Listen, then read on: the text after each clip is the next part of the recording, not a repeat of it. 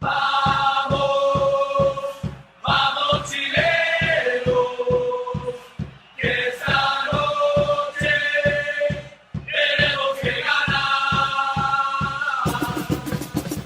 Vamos, vamos chilenos, que esta noche tenemos que ganar.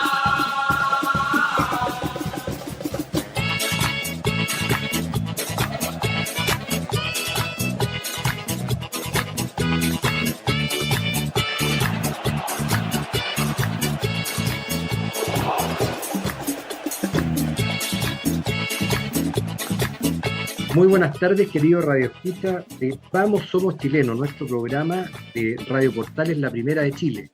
Hoy día, viernes 3 de junio, en que estamos muy esperanzados con, ¿no es cierto?, las lluvias de estos días, algo de agua ha caído en la región y que de alguna manera puede aliviar la grave sequía que estamos viviendo.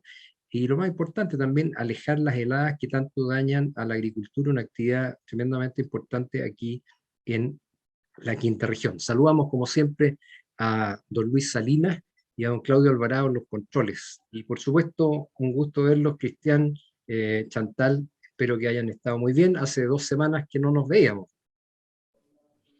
Así es, gracias por los saludos, Reinaldo, rico estar de nuevo con ustedes. Una buena semana hemos tenido, así que no sé, Cristian, ¿cómo está la ligua? Sí, también contentos porque algo de agüita estos días ha venido a mitigar en parte la grave situación de escasez hídrica que sufrimos por estos sectores. Recordemos que la provincia de Petorca es la zona cero de la sequía, así que bueno, ojalá esto sea un buen vaticinio para lo que viene, pese a que, bueno, el déficit de agua es histórico, así que es muy difícil. Pero saludarlos muy cordialmente a Reinaldo y Chantal y a toda la audiencia del programa. Muchas gracias. Bueno, y saludamos por supuesto a todos nuestros radioescuchas que seguramente están de regreso a su hogar. Bueno, hace 2 semanas que no estábamos con ustedes y una de las cosas que creo que es conveniente recordar y comentar, una linda ceremonia de 21 de mayo, con mucho público que volvió a las calles en un bonito día de sol en Valparaíso. En Viña también en la tarde desfiló la Academia Politécnica, ¿no es cierto?, de regreso a la academia, al edificio donde está instalada en Las Salinas, con mucho público viendo esto. O sea, fue efectivamente una linda fiesta ciudadana. Eh, Estuvo marcado así la noticia por las declaraciones del almirante Vergara en un homenaje que hizo al alto mando de la Armada, en que habló de la existencia de un enemigo interno que había que estar atentos también, ¿no es cierto?, para si era necesario saltar al abordaje. Esto en el contexto de que hacía tan solo 1 o 2 días, Héctor Yaitul había declarado la guerra al Estado de Chile y el almirante Parga había sido despojado de su cargo. Él es comandante en jefe de la segunda zona naval, pero además tenía este sombrero de jefe de la defensa en el contexto del estado de excepción en las provincias de Biobío y Arauco, lo cual trajo bastantes comentarios, bastantes preguntas a los periodistas, al presidente, y se decía que la Armada se había disculpado por las palabras del almirante Vergara. Las palabras del almirante Vergara fueron a título personal, y lo que la Armada hizo fue una declaración en que señalaba que no compartía esa opinión del almirante Vergara respecto al enemigo interno, pero nada más. O sea, la Armada no pidió disculpas. Bueno, y así han pasado estos días. Tuvimos fútbol el viernes pasado, entonces no pudimos salir al aire. Y esta semana estuvo marcado por varias cosas, entre ellos la cuenta presidencial. eh, Vamos a hablar también eh, de otro incidente, de alguna manera podemos decir, con el intento de detención de 2 funcionarios de la Armada que en una acción de defensa, carabineros que estaba siendo atacado en la Araucanía y de autodefensa de ellos, ¿no es cierto?, se produjo la muerte de un comunero mapuche y que estaban siendo imputados como homicidio, y ante eso la Armada no hizo entrega hasta que eh, este tema fuese cambiada esa calificación de la orden de detención. Así que hay harto para hablar y no sé, ¿por qué les pareció la cuenta presidencial? Una de las más largas que ha habido en el último tiempo. Yo creo que la cuenta presidencial, la verdad es que, oye, fue sin gloria, sin nada. Yo la verdad es que ni siquiera estaba enterada que era la cuenta presidencial. Así de poco ya me es relevante, fíjate tú. Y también eso se vio reflejado en la poca gente que salió a recibir al presidente a su entrada al Senado, ni que tenía idea que andaba acá en Viña. Yo creo que eso se ve reflejado un poquito en esa poca audiencia, fíjate tú. Y lo otro que fue tan poca la audiencia que se le dio, que después hubo una cadena nacional a las 21 horas para hacer un resumen antes de las noticias de lo que había sido justamente la cuenta pública y volvió a salir Boric. O sea, la verdad es que tuvo muy poco rating, porque además cuenta pública que si lleva 3 meses en que no se ha hecho mucho, yo creo que la ciudadanía tiene claro que no ha habido ningún gran cambio, han habido solo chascarros de parte de él y sus ministros. Y por eso él salió como a darle un mayor énfasis también ahí a volver a hablar a las 21 horas. Yo pienso que es un error que la cuenta pública sea a las 11 de la mañana, un día de semana. La verdad que la cuenta pública es un acto cívico importante para el país, que la primera magistratura de la nación rinda cuenta una vez al año, debería concitar el interés de todos los ciudadanos. Y por lo tanto, que sea un día de semana a las 11 de la mañana, ¿quién va a ver la cuenta pública? Estamos todos trabajando. Entonces, en ese sentido, yo destaco lo que se hizo en el gobierno de Sebastián Piñera, donde, bueno, indistintamente de las razones, porque claro, hubo razón de pandemia, etcétera, pero fue en la noche, por lo tanto a las 21 horas uno podía sentarse, digamos, a ver una cuenta pública, porque es un horario que uno está en la casa, y enterarse del funcionamiento de la nación. Por lo tanto, a mí me parece que es un desacierto. Fue un acierto, digamos, cambiar la fecha, el 21 de mayo al 1 de junio, eso me parece muy bien, pero el desacierto es el horario. Eh, si es que realmente, naturalmente, se busca el efecto de que la ciudadanía tome conocimiento de este mandato que tienen los presidentes de rendir cuentas, que por cierto es de la esencia de todo mandato. La primera autoridad de la nación es un mandatario y el mandato lleva consigo la obligación de rendir cuentas. Y esa es la razón de por qué escuchamos a estas autoridades unipersonales una vez al año, le hace alcalde, gobernador regional, presidente de la República, rindiendo cuentas. No así los cuerpos colegiados, en ese caso, digamos, no existe una obligación legal de hacerlo. En esta cuenta pública, como muy bien lo expresa Chantal, obviamente no íbamos a escuchar mucha cuenta. Como dijo un diputado por ahí, íbamos a escuchar más cuento que cuenta, porque en definitiva 2 meses y tanto de ejercicio del cargo es poco lo que se puede, digamos, contar como logro, y de hecho no hemos visto mucho, porque son más bien errores, chascarros, muchos de esos errores no forzados durante estos primeros días. Por lo tanto, lo que uno escucha en esta primera cuenta pública son más bien anuncios de cuál, digamos, es la planificación, cuál es el diseño de país, una vez habiendo, digamos, pasado el periodo de instalación, que entiendo que a los pocos días eso, el presidente dijo que había sido superado, pero nos dimos cuenta al final que no. Pero en definitiva se esperaban anuncios fuertes en materia tributaria, sobre todo en materia de seguridad. Se extrañó naturalmente mayores pronunciamientos más claros respecto a lo que es hoy día la situación más grave que está viviendo el país, que son los hechos de la Araucanía. Por otro lado, yo siendo de la provincia de Petorca, extrañé profundamente anuncios en materia de infraestructura para poder combatir la crisis hídrica. Este gobierno va al final a seguir con la temática de el aspecto ideológico de la propiedad del agua, cuestión que ya está superada, porque nosotros tenemos un código de agua que ya fue publicado hace un mes atrás, 2 meses atrás.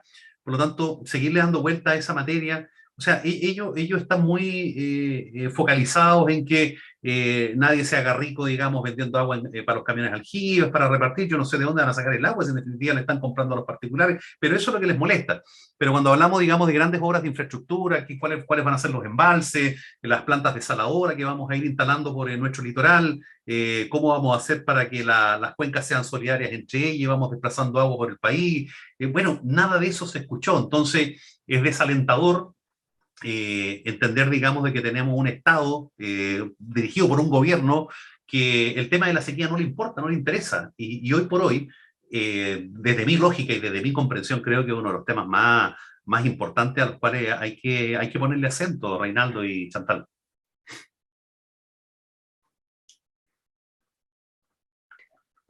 Creo, comparto contigo, Cristian, que es un tema muy sensible. Yo creo que eso da como para un próximo estallido social. O sea, cuando se nos acabe el agua, para la agricultura ya prácticamente se acabó, sino que en esta región me refiero, sino que también en las áreas urbanas, porque también hay una escasez que va a ser bien compleja, digamos, y las inversiones no se han hecho lo suficiente como para poder suplir el consumo humano en algunas ciudades, sobre todo en los campamentos que no tienen urbanización, va a ser bien serio.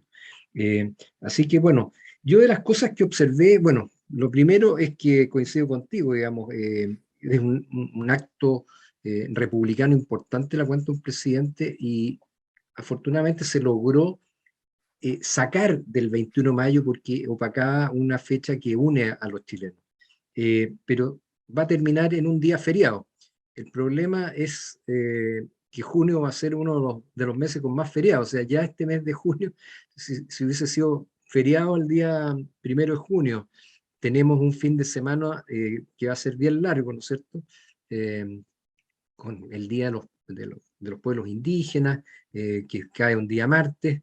Entonces, finalmente va a terminar el lunes como sándwich para mucha gente y está a fin de mes San Pedro y San Pablo. Entonces, eh, si bien tiene buenos efectos para el turismo, sobre todo en una zona como Viña del Mar, Valparaíso, toda la zona costera, pero también tiene efectos en el IMASEC y una serie de cosas que golpean sobre todo a la industria.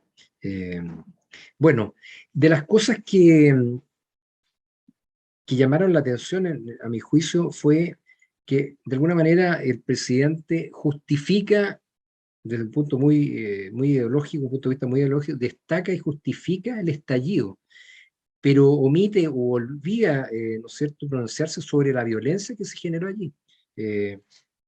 Por ejemplo, los afectados de la zona cero, la gente que fue afectada, eh, perdió empleo, trabajo, esas propiedades están desvalorizadas, gente que se quiere ir de ahí, pero ¿a quién le vende?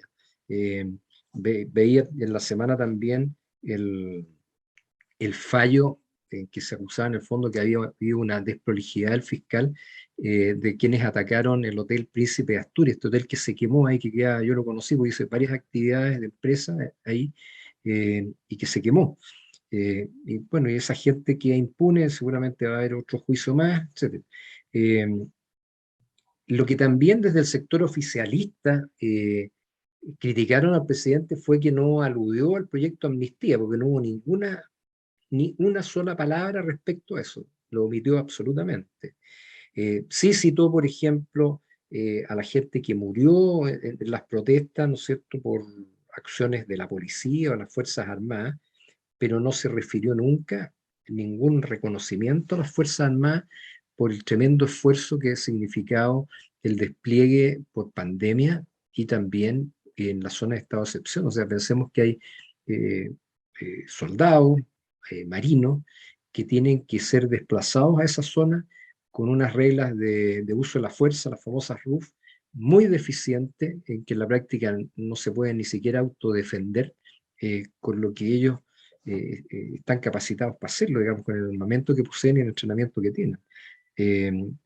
Aluden a una cierta proporcionalidad en el uso de la fuerza, es decir, si les atacan con piedra, las Fuerzas Armadas irán a responder con piedra, ¿no? O si les tiran molotov, con bombas molotov. Entonces, aparentemente ahí hay un tema bien profundo. Y llamó la atención, y yo creo que también una ingratitud de no referirse a las Fuerzas Armadas, a las que sí las saluda muy amablemente, ¿no es cierto? Al final los únicos que estaban en la calle frente al Congreso eran las Fuerzas Armadas que le rendían honores, pero no había público. Y no porque se prohibiera el acceso al público, sino porque no había. ¿Ah? Bueno, por mucho que haya sido fin de semana, o sea, día de semana, mucha gente bajo otras circunstancias habría concurrido.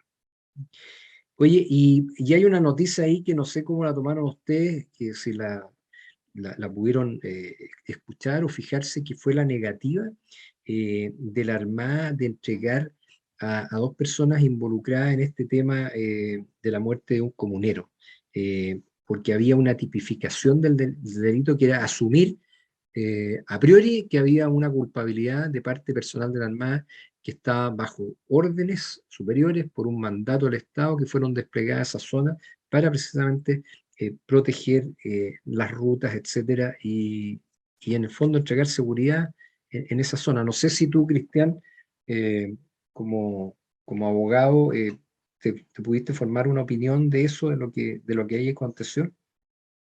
Sí, por supuesto. Siempre hay que estar atento, digamos, a estas cosas y cuando se trata de cuestiones jurídicas, por supuesto que nos ponemos más atención.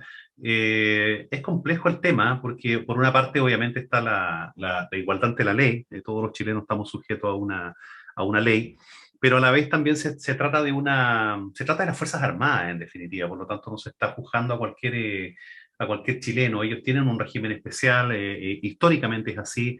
Y esa forma de régimen especial también es para proteger a los propios civiles, no es una protección para ellos. Es como el fuero, en definitiva, que lo que se busca es generar, digamos, condiciones de equidad al momento de juzgar. Pero por supuesto que un requerimiento de parte de un fiscal que lleva consigo una calificación jurídica que es distinta a la que eventualmente uno podría comprender preliminarmente, va a alertar a la Armada y por eso lo que hace es cuestionar al menos, digamos, la calificación jurídica, lo que yo comparto, ¿eh? Porque obviamente que tienen que existir garantías de debido proceso. Esa es una cuestión que no solamente, digamos, para los funcionarios de las Fuerzas Armadas, sino que para todo chileno tiene que ser así. En consecuencia, aquí hay un alma que subyace, digamos, de esto y que es un capítulo más de lo que nosotros ya hemos venido observando en las últimas semanas y que en definitiva es bien complejo. Sí, lo que pasa también ese día, el 21 de mayo, cuando este funcionario retirado, ¿cierto?, habla acerca de saltar al abordaje, por ejemplo, claro, se hace a título personal, pero en definitiva también refleja un alma, refleja un sentir, una sensación, un sentimiento.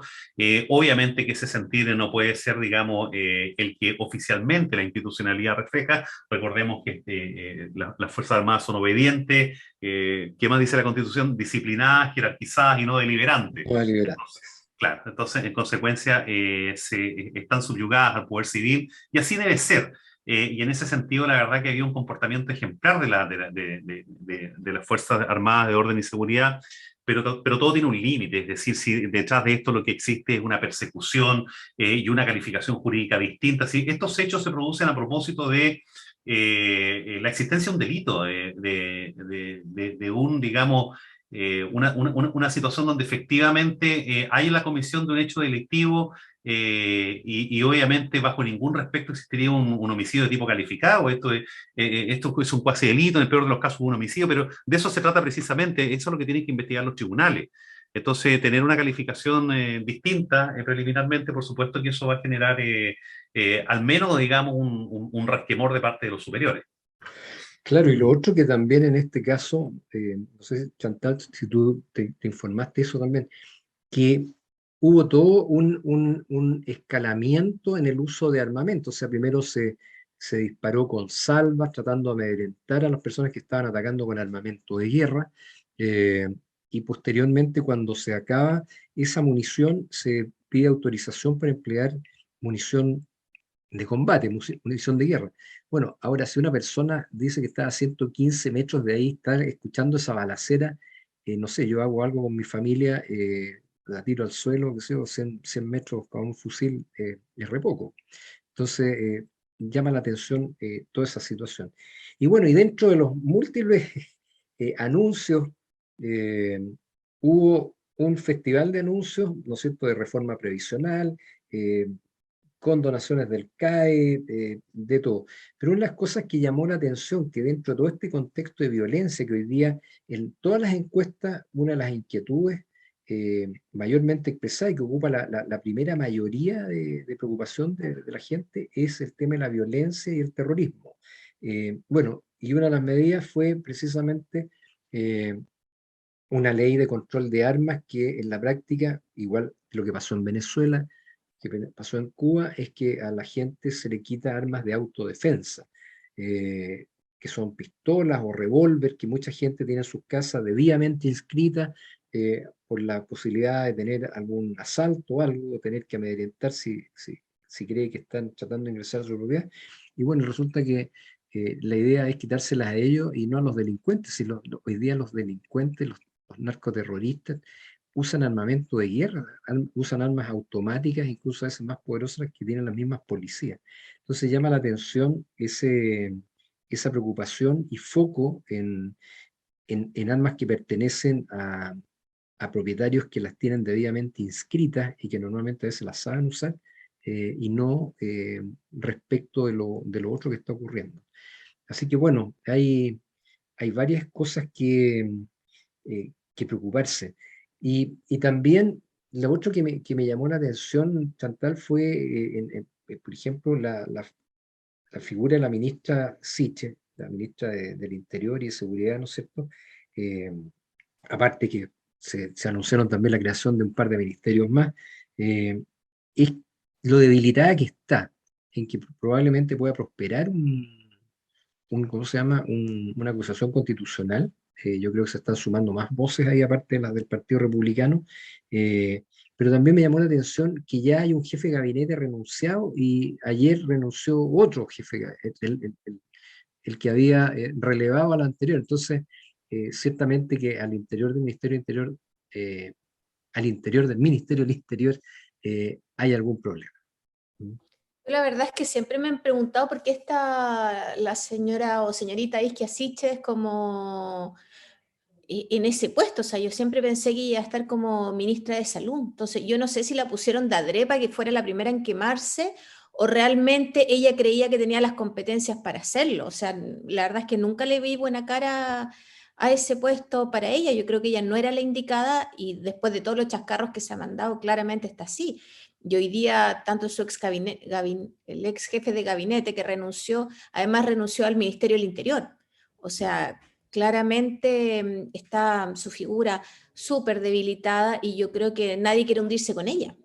Así que yo creo que van a venir nuevas renuncias, fíjate tú. Hoy yo fui el fin de semana pasado a la fiesta de los 80 del Sporting, muy buena, muy entretenida, música de la época de uno, o sea, harto rock argentino, harto pop anglo, después vino un grupo tributo a Roxette también, que era súper Ya. bueno. Lo que sí es todo al aire, así que hay que ir muy abrigado y con unas buenas zapatillas para bailar harto rato. Sí, ya la edad a la 1:30 ya estaba en la casa, pero desde las 10 de la noche, rico, bailamos mucho, muy entretenido, muy rico el ambiente, habían varios carritos para comprar comida, los tragos estaban bien buenos también, así que 100% recomendable. Así que yo creo que de repente hace bien recordar esos viejos tiempos, salir en grupo, salir con el marido, con la pareja. Hace falta de repente un tiempo de a dos. Un tiempo para uno. Oye, Cristian, ¿y tú tienes algún dato en la zona interior, provincia de Petorca? Eh, Acá nos dedicamos a puro comer nomás, no, no bailamos mucho, pero está interesante lo de la fiesta de los 80. Habría que ir con los zapatillas con caña, pantalón amasado, digamos, más o menos con la indumentaria de la época.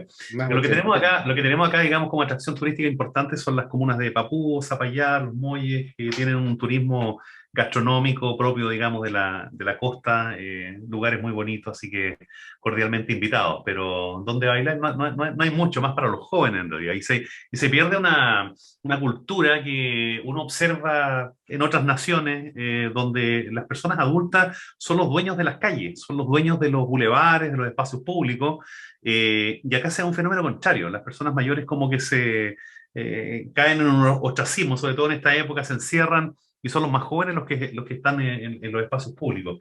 Y en otras naciones más desarrolladas es completamente a la inversa. Entonces creo que también hay que ir a reclamar los espacios. Así que es una buena idea, una buena invitación. Sí, oye, Recomiendo un restaurante entonces para ir, po, para este fin de Eh, semana. en Papúa hay unos buenos restaurantes, sí, ¿ah? en Papúa hay uno muy bueno que yo soy asiduo visitante, que es la mansión de Foix, la casa del César también, y hoy día en el club de yates, contiguo al club de yates, hay un nuevo proyecto que está muy, muy simpático, sobre todo porque, bueno, hay una buena gastronomía, pero además la vista es maravillosa. Entonces, uno queda, digamos, en toda la bahía de Papúa con vista a todos estos proyectos nuevos de edificio, por lo tanto se ve muy bonito, sobre todo en la noche, así que recomiendo eso. Y Zapallar, naturalmente, yo siempre he recomendado el Chiringuito, que es el que está ahí de la caleta de pescadores, que es un muy buen espacio para ir a comer. es re bueno, pero es re caro también. Pero fíjate que hay Bueno, un sí. restaurante que no me acuerdo el nombre, que hemos ido las veces que hemos ido a Papú, que queda frente a la plaza, en una esquina. Eh, Ese es el César. y que Claro. el La casa. refill de pisco sour es gratuito. Sí, Ah, sí, no, es muy bueno. Exactamente. El dueño tiene la particularidad que el dueño va mesa por mesa repartiendo pisco sour gratuitamente. Entonces es muy simpático. Aparte que es muy acogedor el espacio, el lugar y es atendido por sus propios dueños. Por lo tanto, es muy grato el lugar y muy buena gastronomía. Así que también 100% recomendable. El César se llama, en la esquina de la Plaza de Maputo.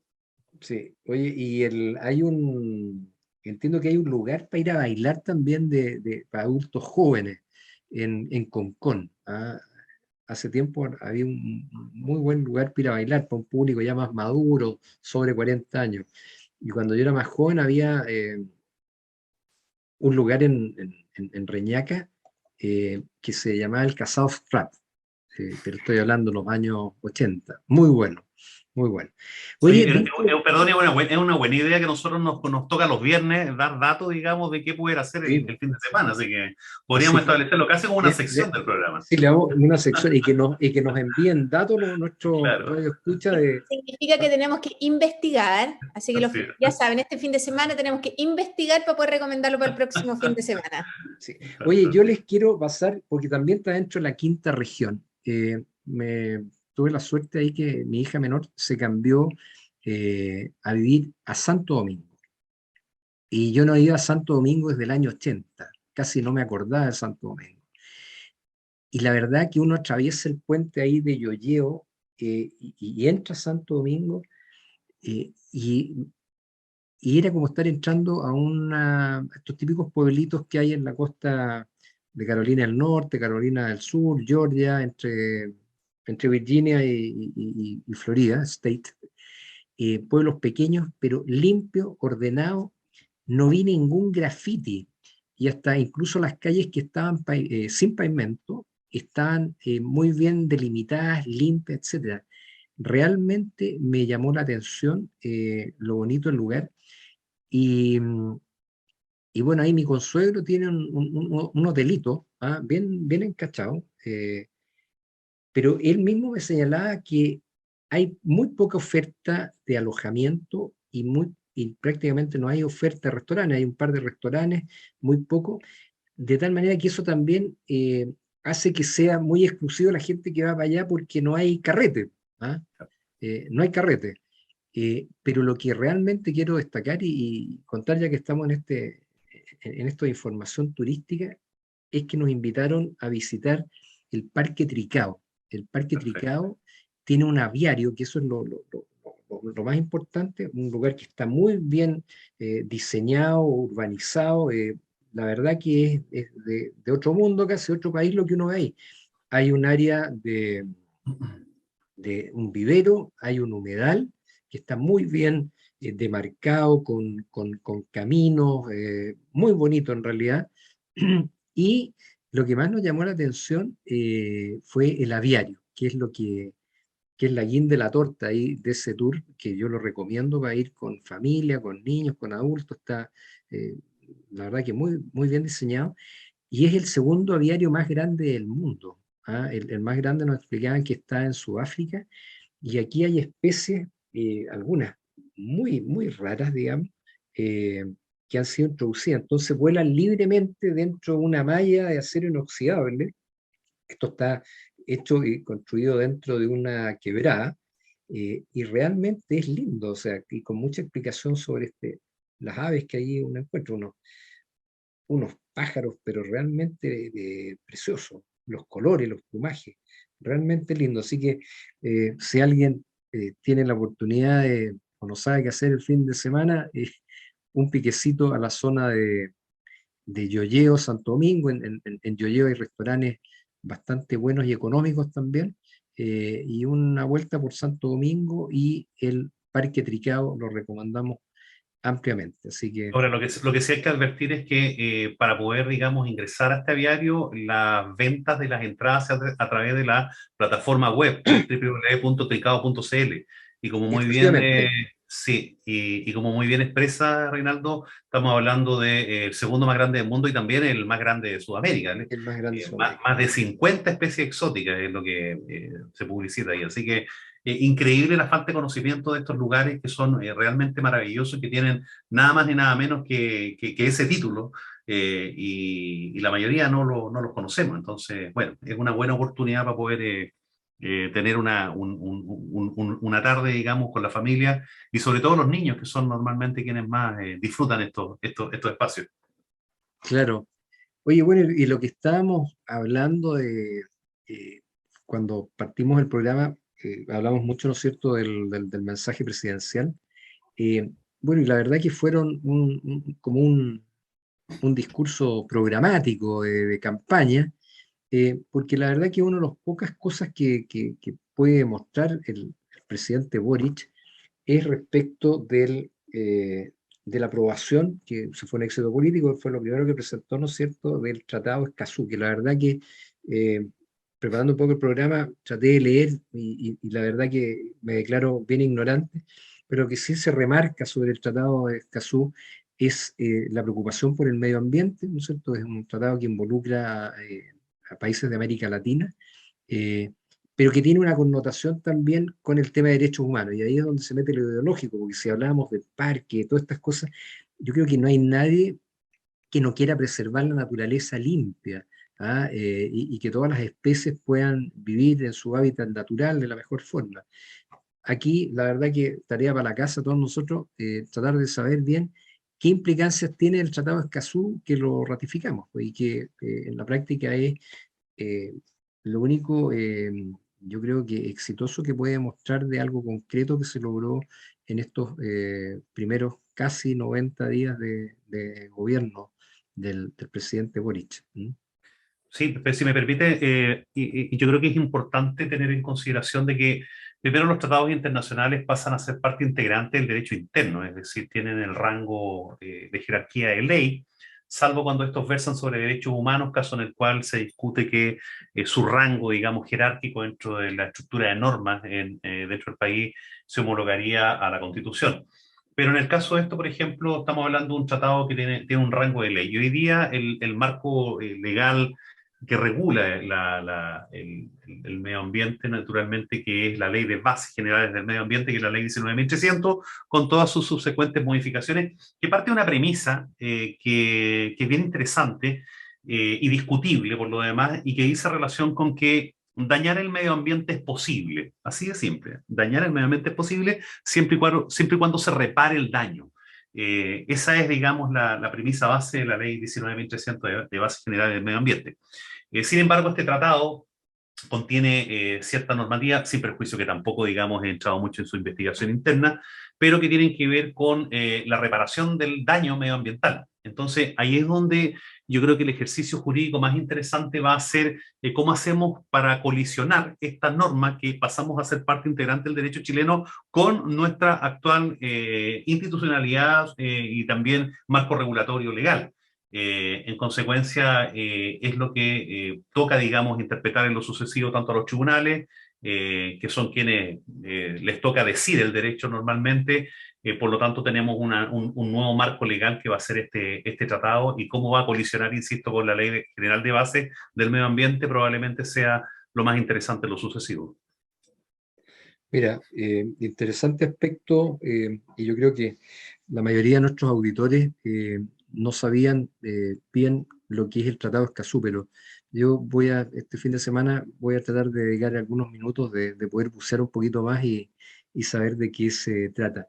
Oye, bueno, otra de las cosas, y me parece que Chantal puede contarnos algo, es referente que un anuncio que fue muy aplaudido por el alcalde de Charp, que ha sido crítico del gobierno también, fue el anuncio del tren rápido a Valparaíso, que en un principio, cuando se le preguntó al ministro de Obras Públicas, que no había ninguna posibilidad, no estaba en el programa, y rápidamente tuvo que cambiar su discurso porque se repuso el proyecto.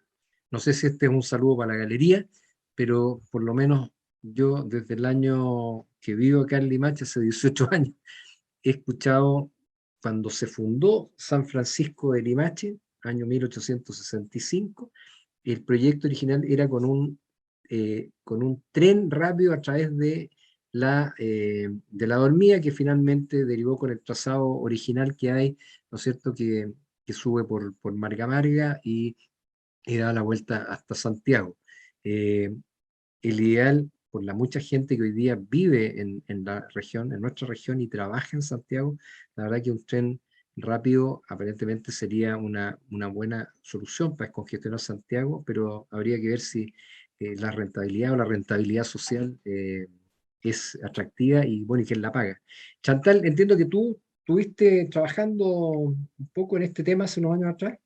Yo hace más de 25 años trabajé en una empresa dedicada justamente a las concesiones viales, tanto de carreteras como otro tipo de obras públicas. Y se presentó justamente y se abrió la licitación para el tren rápido Santiago-Viña. La verdad es que se hicieron todo tipo de estudios y no es rentable. O sea, si hoy día no hay una subvención de mínimo del 50% o en la tarifa o a nivel de la construcción, no es rentable.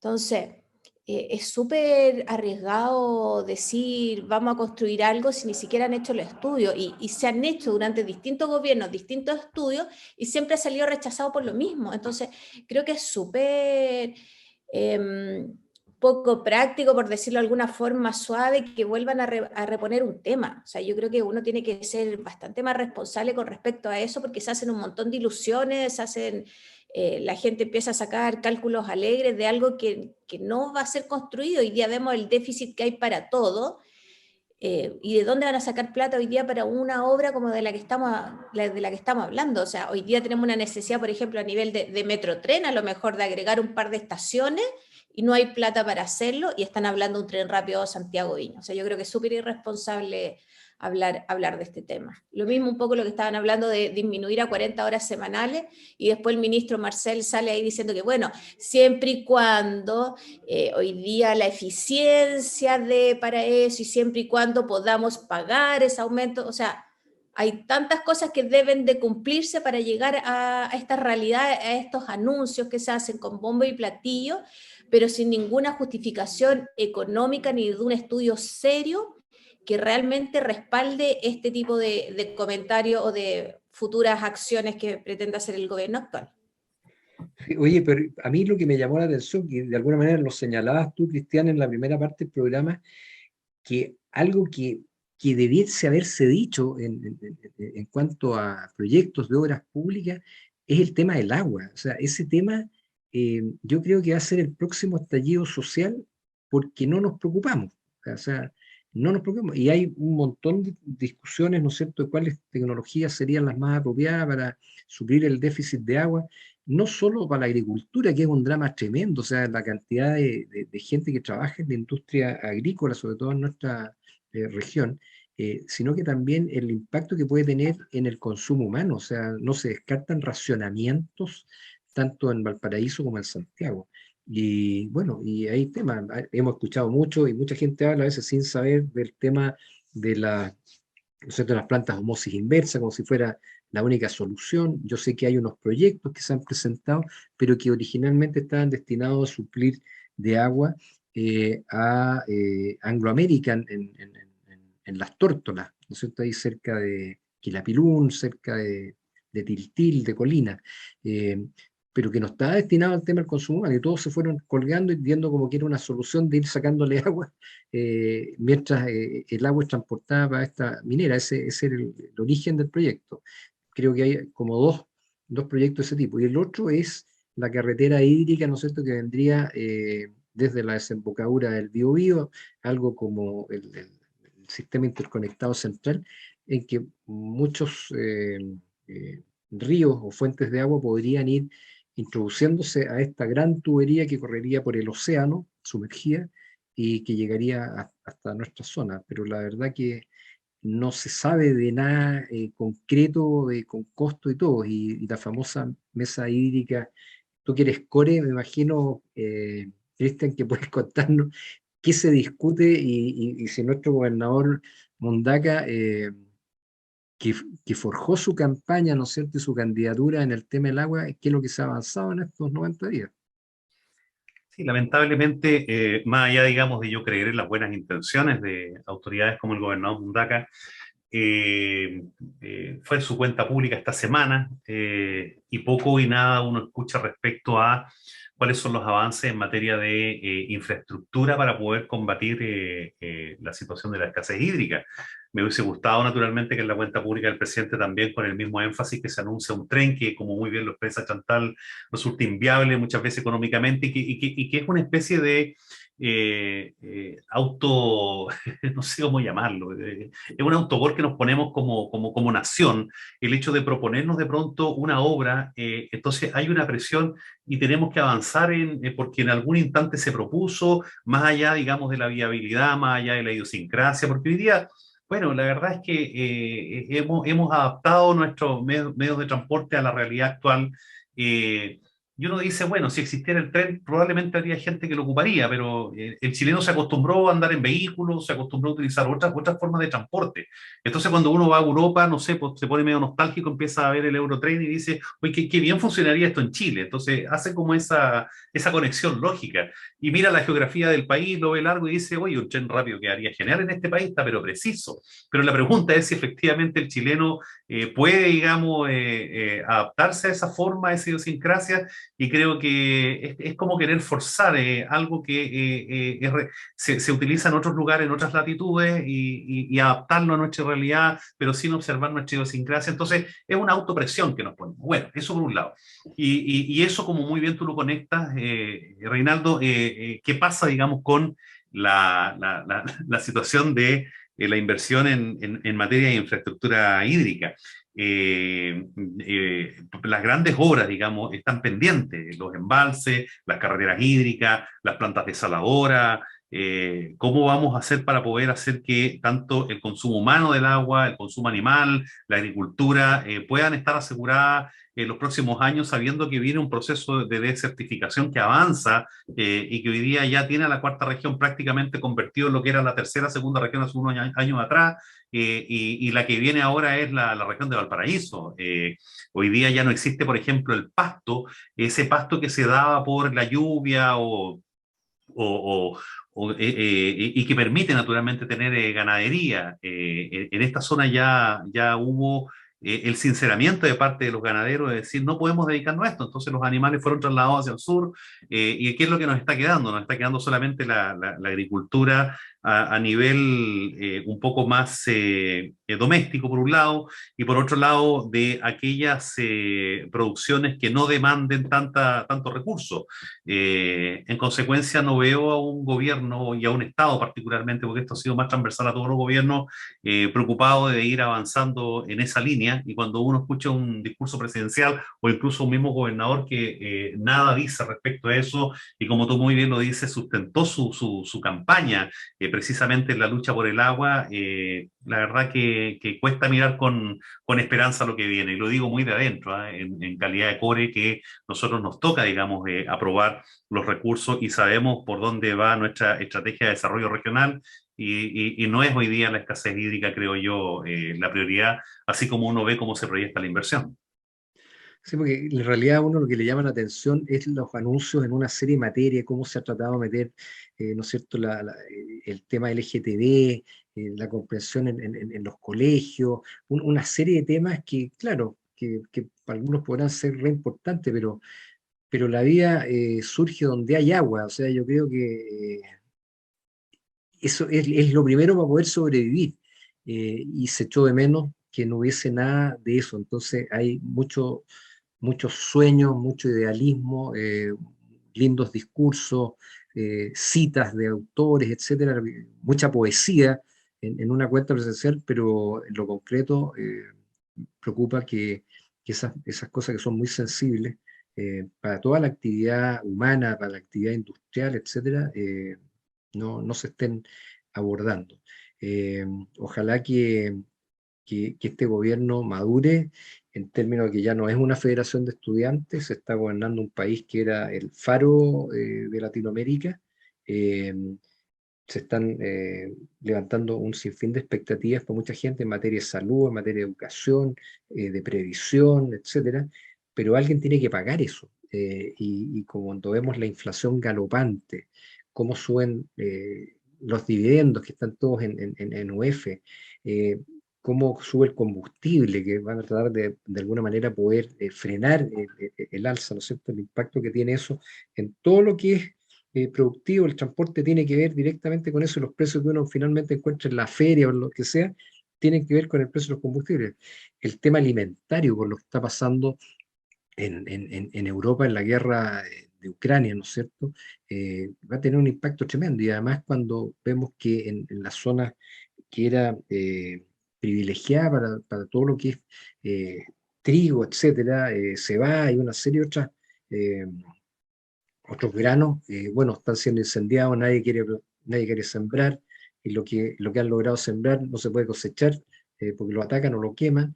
La verdad que no se ve muy esplendoroso el futuro, y bueno, y eso va a impactar todas las expectativas que se están generando, Oye, un que poco son necesidades. lo que tú hablas sobre el aumento de precios de todo. Todo tiene un ítem que tiene que ver con el combustible y el transporte propiamente tal. ¿Por qué nadie habla de bajar el impuesto específico al combustible? ¿Por qué se habla de un montón de cosas extra y nadie dice bajar el impuesto al combustible? Eso Que es fue lo que a mí me llama la transitorio, ¿ah? atención.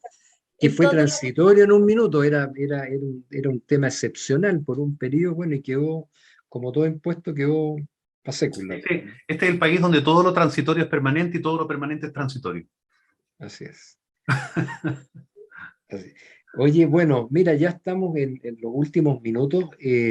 Bueno, hablamos de varios panoramas, de buscar, ojalá que puedan llamar a la radio y sugieran lugares y panoramas de fin de semana, porque hay lugares escondidos, ¿no es cierto?, que son muy atractivos para ir en familia.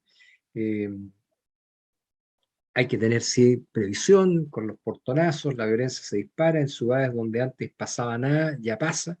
En Olmué han habido portonazos, asaltos violentos, lugares que eran bastante tranquilos, bucólicos, así media ciútica la palabra, pero que eran para descansar, ya no están siendo tan. Pero igual creo que hay que hacer el esfuerzo de salir e enseñarle a los niños, a la gente que visita lugares, a no ensuciar. Es impresionante que hace 4 o 5 años atrás uno iba por el camino troncal que une las ciudades del interior con Viña, uno no veía mugre en el troncal. En caminos interurbanos, hoy día es impresionante la cantidad de mugre, y eso se empezó a normalizar. O sea, ya vemos como normal eso. Y hace un tiempo atrás eso se había logrado de alguna manera resolver. Así que yo creo que una de las tareas también de los papás, de los adultos, de todo, es que si vamos a un lugar, dejarlo limpio. Si hay una fogata, apagar el fuego y apagarlo bien. Porque todas esas cosas de alguna manera nos están comprometiendo, y estamos enseñando a las nuevas generaciones al cuidado del medio ambiente, porque finalmente los más jóvenes son los que van a tener que vivir en un planeta bastante golpeado por los impactos de ataque al medio ambiente. Así que bueno, amigos, ya nos estamos despidiendo. Será hasta el próximo fin de semana, ya bien entrado junio, un poquito más adelante viene el Día del Padre, así que espero que las señoras, los hijos piensen en cosas distintas, de cinturones, calcetines y todas las Calcetines, cosas ya. ¿Ah? calcetines. Bufandas como la que tú tienes puede ser un buen regalo para Sí. este invierno que ha sido tan crudo, así que damos algunas ideas a los que somos papás, digamos, para que regalen cosas distintas de calcetines, cinturones, que es muy usual que la... Bueno, que- aprovechen este medio y pidan, ¿qué quieren? Digan al tiro. ¿Para qué mandan indirectas? Digan al tiro qué es lo que quieren. ¿Ah? Una invitación a bailar Sí. o a comer o lo que sea. ¿Ah? Oye, bueno, nos despedimos, Chantal, gusto de verte, que tengas un muy lindo fin de semana, Cristian, también un lindo fin de semana en familia, y bueno, nos veremos el próximo viernes, si Dios quiere, y estaremos escuchando a todas las cosas que van a acontecer. Que tengan un Bueno, muy buen fin de semana, y les dejo los micrófonos para que se despidan. que tengan un buen fin de semana también ustedes. Y acuérdense, tenemos una misión, recomendar algo para el próximo fin de semana. Puede ser un restaurante, una película, un paseo, lo que quieran. Así que tenemos trabajo. Pásenlo muy Gracias. bien. Sí, gracias a ambos, a toda la audiencia, pásenlo muy bien, abrigarse. La verdad que es un invierno frío, así que a cuidarse. Gracias. Sí, y proteger las plantitas, porque con las heladas se queman. Ya, un lindo fin de semana.